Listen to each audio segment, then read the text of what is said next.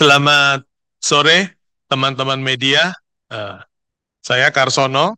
Eh, Pertama-tama saya ingin mengucapkan puji syukur ya pada Tuhan Yang Maha Kuasa, sehingga pada hari ini kita semua dalam keadaan sehat walafiat, dan juga karena berkat rahmat dan penyertaannya kita dapat melalui tahun 2023 dengan baik. Ya, untuk eh, hal-hal yang akan kita sampaikan di dalam tentang perseroan di tahun 2023 kita akan memulai daripada Bapak Lukas Ginting. Ini akan menyampaikan tentang perseroan. Terima kasih Pak Kar. Sekilas mengenai Bell itu ada produk kain fitur khusus 100% polyester, kemudian polyester rayon, polyester cotton, kapasitas maksimum 1 juta yard per bulan. Kami perseroan menyediakan seragam pemerintah, BUMN, instansi swasta, dan seragam lainnya. Di segmen retail, kami ada merek pakaian GOBB dan merek internasional Jack Nicklaus. Kami ekspor dalam hal memproduksi kain yang memiliki fitur unik dan customized. Melalui integrasi vertikal, Bell juga ekspor dalam menyediakan seragam, terutama seragam korporasi. Pada tahun 2020, Bell mulai memasuki segmen retail. Jejak langkah Bell dimulai tahun 1968, secara lengkap bisa rekan-rekan dapat lihat di screen.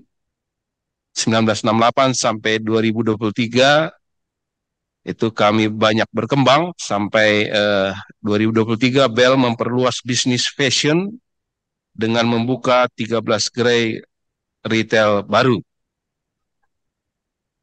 Selanjutnya,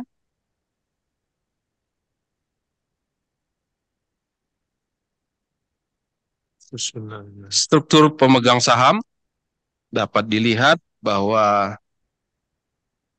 Trisula Internasional Tbk itu 78,77%, PT Henan Putih Ray Asset Management itu 5,22%, PT Trisula Insantiara 0,01%, Public 15,71%, Treasury Stock itu 0,29%, jumlah saham 7 miliar 250 juta.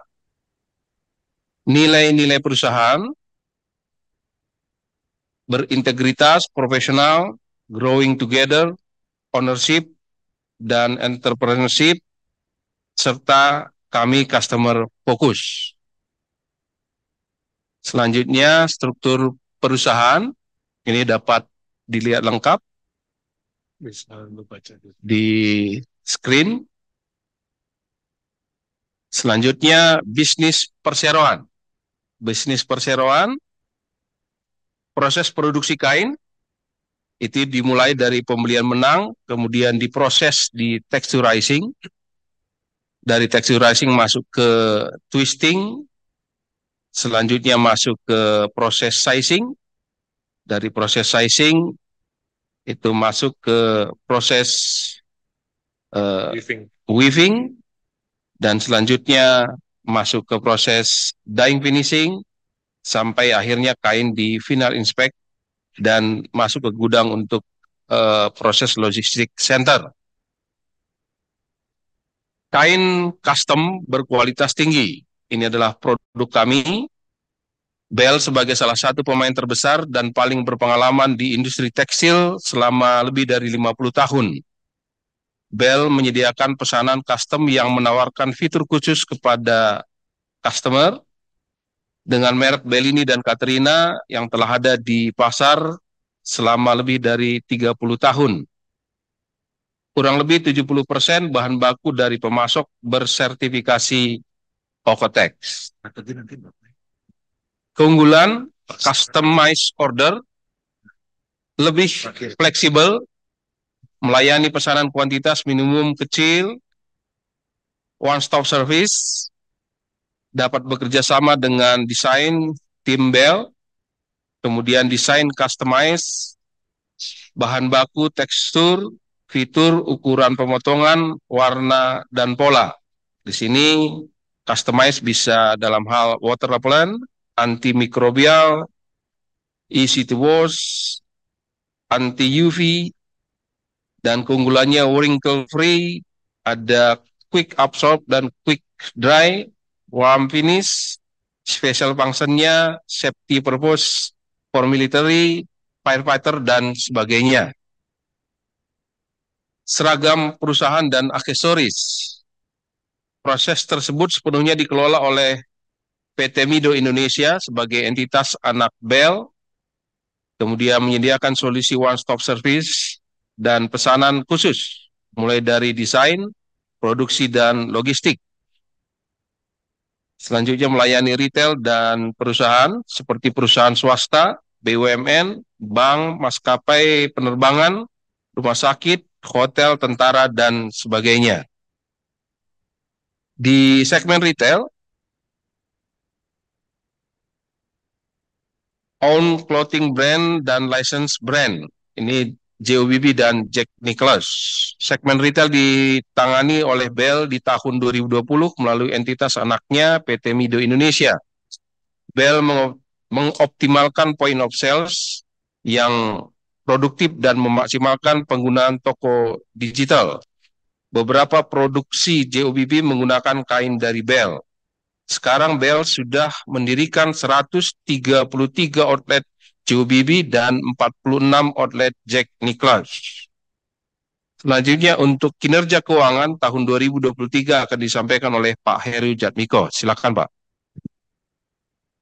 Terima kasih atas kesempatan yang diberikan. Untuk kinerja tahun 2023 bisa kita lihat bersama-sama dalam slide yang ditampilkan bahwa penjualan bersih tahun 2023 naik 17% dibandingkan dari tahun 2022 dari 462 miliar ke 539 miliar. Memang masih belum menyamai mengenai penjualan bersih ini dibandingkan dengan periode sebelum pandemi, namun kita lihat tren yang ditunjukkan semakin membaik dari tahun 2021 sampai tahun 2023. Laba kotor juga mengalami peningkatan, yaitu kurang lebih sekitar 17% dari 140 miliar ke 164 miliar. Kita lihat trennya juga meningkat dari tahun 2021 sampai tahun 2023, menunjukkan tren yang baik setelah pasca pandemi. Pendapatan operasional dari Bell juga meningkat kurang lebih 9%, dari 29 miliar di tahun 2022 menjadi 32 miliar di tahun 2023.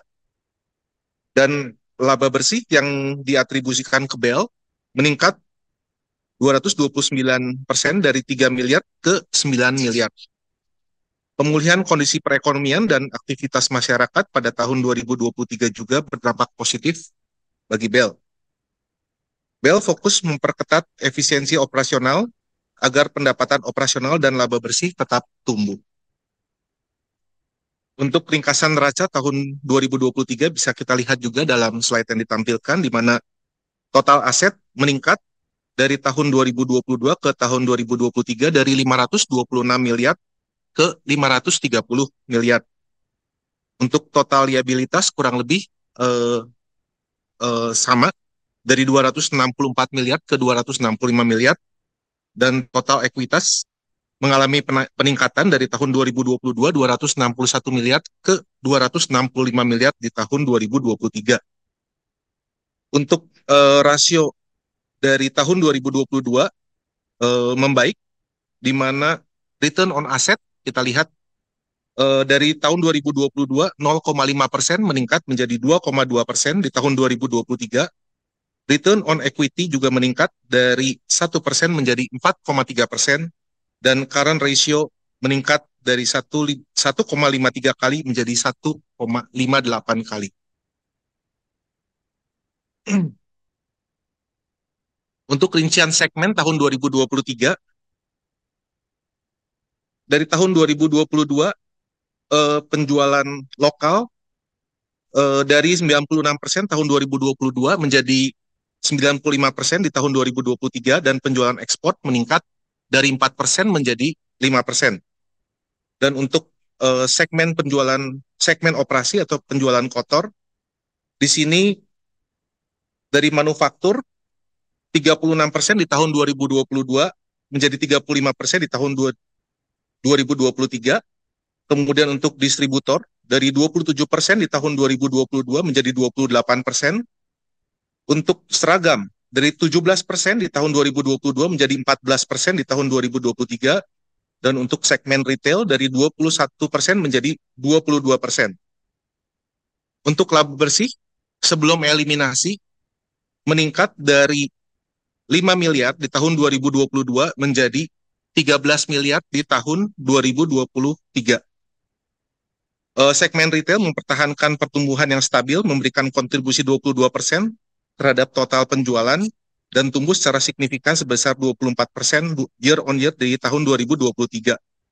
Hal ini didukung oleh kondisi yang menguntungkan dalam situasi pasca pandemi, di mana permintaan meningkat terhadap merek retail kami yaitu Job dan Jack Nicklaus.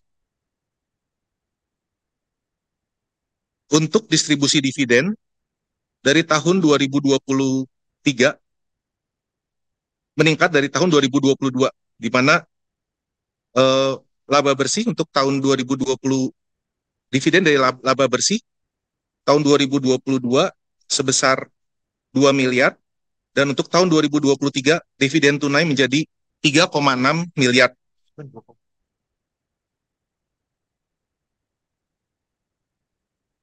Selanjutnya untuk target outlook tahun 2024 akan disampaikan oleh Bapak Lukas. Saya kembalikan lagi kepada Bapak Lukas. Terima kasih Pak Heru. Untuk target dan outlook 2024, outlook dan strategi, top dan bottom line tumbuh 15%. Strategi yang perseroan lakukan dalam hal rantai pasokan terintegrasi, meningkatkan penjualan dan pemasaran dengan mengoptimalkan jaringan distribusi dan meningkatkan sinergi dengan anak perusahaan. Yang kedua, kemampuan digital, terus mengembangkan momentum penjualan online. Yang ketiga, brand investment, mengembangkan produk JOBB yang lebih casual untuk menyasar konsumen muda. Sustainable fashion, terus meningkatkan kepatuhan ESG untuk memenuhi target pada tahun 2030. Terakhir, penetrasi ekspor, meningkatkan penjualan kain di pasar ekspor. Selanjutnya untuk kontribusi ESG akan disampaikan oleh Pak Wagiono. Silakan Pak. Baik, terima kasih Pak Lukas. Di paparan terakhir mengenai kontribusi ESG, ada beberapa hal yang kami lakukan di perseroan. Dari sisi environment atau lingkungan, menjaga manajemen siklus air dan laboratorium, memantau dan mengelola kualitas emisi udara, mengelola limbah B3 sesuai dengan peraturan perundang-undangan. Kemudian yang terakhir, 70% pemasok perseroan adalah bersertifikat Okotek. Dari sisi sosial, memanfaatkan tenaga kerja lokal, kemudian implementasi kesetaraan gender, meningkatkan kompetensi pada semua level karyawan, memberikan pelatihan dan pengembangan yang tepat bagi karyawan, memastikan pemenuhan OASE dalam proses produksi. Terakhir mengenai tata kelola, penerapan transparansi, kemandirian, tanggung jawab, akuntabilitas, dan kewajaran di perusahaan. Menerapkan komunikasi anti korupsi. Terakhir, memenuhi kode etika dan perilaku bisnis. Ini ada beberapa penghargaan dan sertifikasi yang diperoleh oleh perseroan, diantaranya adalah ISO 14001-2015, kemudian ISO 9001-2015, sertifikasi Okotek untuk memastikan produk bebas zat berbahaya, peringkat perak SNI Award 2018 dan 2019, kemudian ISO 45001-2018, peringkat perunggu SNI Award tahun 2022, penghargaan Indi 4.0 tahun 2022, terakhir penghargaan industri hijau level 5 tahun 2022. Selanjutnya bisa dilihat mengenai beberapa sertifikasi perseroan yang diperoleh, termasuk TKDN. Demikian, terima kasih.